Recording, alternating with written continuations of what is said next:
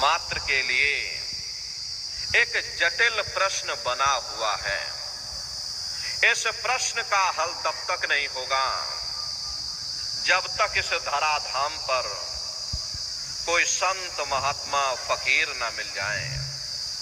इसीलिए वह मालिक अति दया और कृपा करके संतों महात्माओं को इस धरा भूमि पर भेजते हैं और संत महात्मा फकीर यहाँ पर आकर के हम जीवों को समझाने की कोशिश करते कि भाई वो परमात्मा है, वो आपको मिलेगा, जीते जी मिलेगा, इसी मनुष्य शरीर में मिलेगा।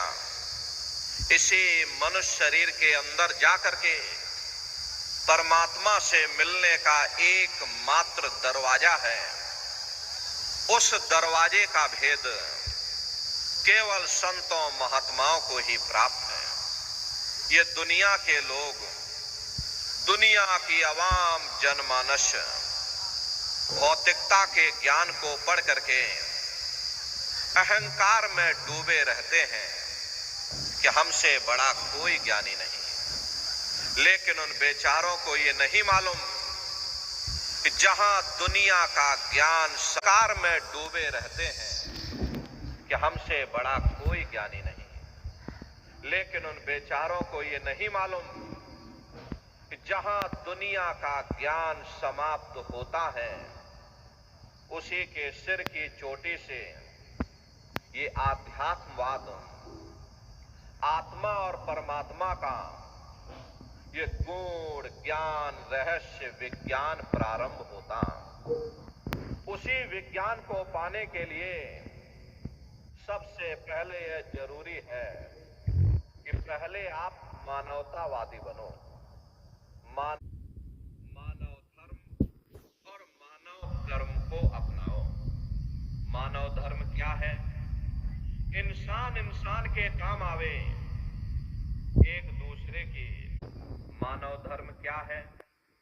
इंसान इंसान के काम आवे, एक दूसरे की निस्वार्थ भाव से सेवा करे। सत्य, दया, अहिंसा, परोपकार आदि गुणों को अपने जीवन में उतार करके और किसी संत महात्मा की खोज करके उनके बताए हुए रास्तों पर चल करके उस मालिक की भक्ति करके अपनी जीवात्मा का कल्याण करा ले, यही इंसान का सबसे बड़ा मानव धर्म है।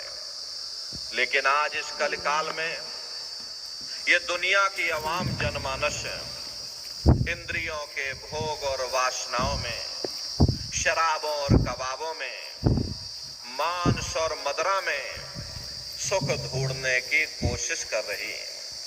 ये चरित्रन जैसे कार्यों को अपना करके ये आवाम जनमानस कैसे सुखी हो सकती है? पहले अपने चरित्र जैसे धन को इकट्ठा करो, क्योंकि चरित्र ही सब कुछ है। चरित्र ही मानव धर्म की पूंजी है।